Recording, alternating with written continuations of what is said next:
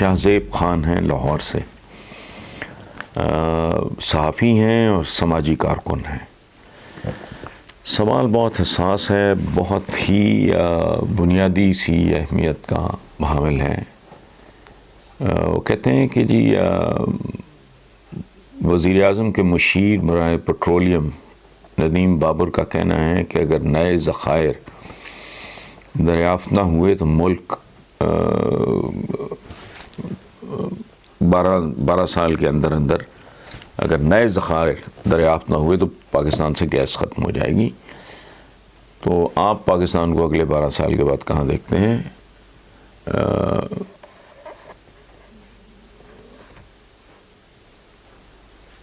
شاہزیب خان صاحب، میں جو سوال آپ نے اٹھایا ہے، میں اس پہ کالم لکھ چکا ہوں۔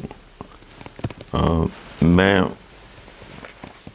اس کو اختصار سے پڑھ دیتا ہوں، اس سے آپ کو اندازہ ہو جائے گا کہ اگر اسی طرح کے لوگ رہے، اسی طرح کے ہمارے لچھن رہے، اسی طرح کے ہمارے عوام رہے، اسی طرح کے ہمارے رویے رہے، تو پھر انجام کیسا ہوگا؟ اس کے بارے میں اندازہ لگانے کے لیے کوئی بہت زیادہ عقل شکل کی ضرورت نہیں ہے۔ بہرحال کالم میں عرض کر دیتا ہوں، اس کا عنوان ہے تبدیلی اور ترقی۔ ندیم بابر نے یہ خوشخبری سنائی ہے کہ اگر نئے ذخائر دریافت نہ ہوئے تو 12 سال بعد ملک سے گیس ختم ہو جائے گی۔ قارئین، جیسی ہماری پرفارمنس ہے، جیسی ہماری اجتماعی یا حکومتوں کی کارکردگی ہے، یقین سے کہا جا سکتا ہے کہ جیسے ہم 22-24 سالہ جدوجہد کے بعد ملک میں کوئی تبدیلی دریافت نہ کر سکے، اسی طرح گیس کے نئے ذخائر بھی تلاش نہیں کر سکیں گے، اور نتیجہ یہ ہوگا کہ ریورس میں جاری ہمارا جو اجتماعی سفر ہے، اس کی سپیڈ میں اور بھی اضافہ ہو جائے گا، اور وہ زمانے لوٹ آئیں گے جو صرف گیتوں، قصوں، کہانیوں اور محاوروں میں ہی باقی رہ گئے۔ مثلاً ہمارا ایک بڑا مشہور گیت ہے، بتی بال کے بنیرے اتے رکھنی ہے۔ وہ بتی سے مراد وہاں ظاہر ہے بلب جلا کے تو نہیں بنیرے اتے رکھ دی، وہ چراغ جلائیں گے، ان زمانوں میں چلے جائیں گے۔ اچھا، پھر ایک اور محاورہ ہے، اگ لین آئی تے گھر والی بن بیٹھی۔ چولہوں میں ایک بار پھر اپلے یعنی پاتھیاں، لکڑیاں، کوئلے، برادے دکھائی دیں گے تو کھانے پینے کا ذائقہ بہتر ہو جائے گا، کیونکہ سنا ہے ہلکی آنچ پہ تیار کیے گئے کھانے زیادہ لذیذ ہوتے ہیں۔ مدتوں سے غائب ہو چکی پھونکنی اور وہ پیارا سا چمٹا بھی لوٹ آئے گا جو خاصا ملٹی پرپز اوزار ہوتا تھا، جس سے کبھی کبھی ہتھیار کا کام بھی لیا جا سکتا تھا۔ دھوئیں کے بادلوں کا بھی ایک اپنا ہی رومانس تھا۔ ایک اور اہم فائدہ یہ بھی ہوگا کہ گیس کھلی رہ جانے کے بعد بھول چوک سے ماچس یا لائٹر جلانے کی صورت میں جو دھماکے ہوتے ہیں اور جانی و مالی نقصان ہوتا ہے، اس سے بھی قوم محفوظ ہو جائے گی۔ اس لیے گیس کا نہ ہونا ہی بہتر ہے۔ نئی نسلوں، بلکہ 2-3 نئی نسلوں کو شاید معلوم نہ ہو کہ آگ لینے کے لیے آنے والی گھر والی کیسے بن جاتی تھی، تو ان بچوں کے لیے عرض کرتا ہوں کہ آپ کے جنرل نالج میں اضافہ کرنے کے لیے یہ بتانا ضروری ہوگا کہ ماضی قریب میں آگ عام نہیں ہوتی تھی۔ یہ یاد رکھیں، ماچس یہاں گورا لے کے آیا تھا، آگ نہیں ہوتی تھی۔ اچھا، ماضی قریب میں آگ عام نہیں ہوتی تھی، گاؤں کے ایک آدھ کھاتے پیتے متمول گھرانے میں ہی ہمہ وقت آگ موجود ہوتی تھی، اور کمی کمین غریب غربا عوام حسب ضرورت اس سے استفادہ کیا کرتے تھے۔ کچھ لوگوں نے تربیت یافتہ کتے بھی پالے ہوئے ہوتے تھے، جن کے منہ میں اپلا یعنی پاتھی دے کر اسے چودھری کے گھر روانہ کر دیا جاتا تھا۔ چودھری کا کوئی منشی ٹائپ آدمی پاتھی کو ایک سائڈ سے سلگا کر، چونکہ اس کے پاس تو ہر وقت آگ اویلیبل ہوتی تھی، پاتھی کو ایک طرف سے سلگا کر دوسری طرف سے اس تربیت یافتہ کتے کے منہ میں دے دیتا تھا۔ یعنی ایک سائڈ جل رہی ہے، اس سے جو اپوزٹ سائڈ ہے وہ کتے کے منہ میں، اور کتا دوڑ لگاتا تھا اور مالکن کے سپرد کر دیتا تھا، جس سے وہ چولہا جلاتی تھی۔ یاد رہے کہ پاتھی بہت ہی دھیرے دھیرے سلگتی ہے. یہ نہیں ہے جیسے آپ کاغذ کو آگ لگائیں گے، وہ میں ساتھ ساتھ ایکسپلین بھی کرتا جا رہا ہوں، یا اور کسی چیز کو آگ لگائیں تو پھیلتی ہے یکدم.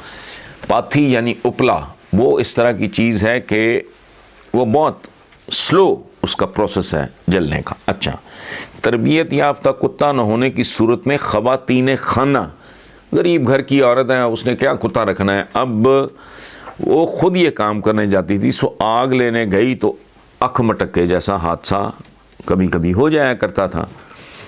چودھری، اس کے بیٹے، اس کے بھائیوں میں سے کچھ تائے چچاؤں میں سے کوئی آگ لینے والی جو ہے اس کے وہ عشق میں مبتلا ہو جاتے تھے. سو ایسی ہی وارداتوں کے نتیجے میں اس محاورے نے ہمارے کلچر میں جنم لیا تھا کہ اگ لین آئی تے گھر والی بن بیٹھی. اچھا، ہماری ترقی اور تبدیلی کس کس انداز میں جلوے دکھا رہی ہے، اس کا ایک مظاہرہ پیپلز پارٹی کی سینیٹر شیری رحمان کے ایک بیان میں بھی دیکھا جا سکتا ہے.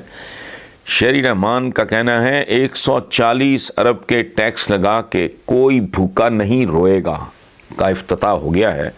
میں نے اخباروں میں اس عظیم افتتاح کی تصویریں دیکھی ہیں جن میں وزیر اعظم مسکراتے ہوئے بھوکوں میں کھانے کے ڈبے تقسیم کر رہے ہیں. اللہ کا لاکھ لاکھ شکر ہے کہ آزادی کے 74 سال بعد آج ہم ایک ایسے مقام پر پہنچ چکے ہیں کہ خود وزیر اعظم، کمال ہے، خود وزیر اعظم اس بات کو یقینی بنا رہا ہے کہ کوئی بھوکا نہیں سوئے گا، حالانکہ اب بھی لاتعداد لوگ بھوکے سوئیں گے. 73 سال کے بعد 3 وقت کی روٹی سے بڑی ترقی اور تبدیلی کیا ہو سکتی ہے. دیکھیں، اس پہ ساتھ تھوڑی سی اور کامنٹری میں اگر کر دوں، چائنا ہمارے بعد آزاد ہوا، بہت بدحالی تھی. وہ اقبال نے جو لکھا تھا، گراں خواب چینی، یہ قوم افیونی تھے، بیکار لوگ تھے، کام چور لوگ تھے، حرام خور لوگ تھے، تعداد میں ہم سے بہت زیادہ تھے. آج چائنا سپر پاور بننے کے چکروں میں ہے، اور ادھر 74 سال بعد وزیر اعظم کیا کر رہا ہے؟ روٹی سالن کے ڈبے تقسیم کر رہا ہے. یہ ہے 74 سال میں ہماری ٹوٹل اچیومنٹ. دوسری طرف صورتحال کیا ہے؟ پھٹکار اور لعنت. کیسے اس کو کیسے ڈفرینشیٹ کریں ہم؟ حضرت عمر بن خطاب کہا کرتے تھے کہ دجلہ کے کنارے اگر کوئی کتا بھی بھوکا رہ گیا تو عمر اپنے رب کے حضور جواب دہ ہوگا. یہ صدیوں پہلے ابتدائی دنوں کے مسلمان حکمرانوں کا رویہ تھا، اسی لیے وہ سپر پاور کے درجے اور مقام تک پہنچے. بھوکا کتا. یہاں 74 سال بعد کیا ہو رہا ہے؟ اور وہ بھی ایک جملہ ہے، 74 سال بعد کوئی بھوکا نہیں سوئے گا. ادھر صدیوں پہلے مقام کیا ہے؟ بھوکا کتا دجلہ کے کنارے. اس کے لیے بھی امیر المومنین. سو ہم جس طرح کے ہمارے کرتوت ہیں، جس طرح کے ہم حکمرانوں کو منتخب کرتے ہیں، تو ہماری انتہا یہ ہے، ہمارا کلیم ٹو گلوری یہ ہے کہ کوئی اور نہیں، کوئی سیکٹری میکٹری ہوتا، کوئی ڈی جی میجی ہوتا، کوئی وزیر ہوتا ٹوٹا پجا، کوئی چھوٹا وزیر ہوتا، چلو کوئی فیڈرل منسٹر ہوتا، وزیر اعظم خود. حیران کن بات ہے، لیکن یہی ہماری نصیب ہے، یہی ہماری قسمت ہے. تو آئی ہوپ کہ شاہ زیب خان صاحب آپ کو آپ کے سوال کا جواب مل گیا ہوگا.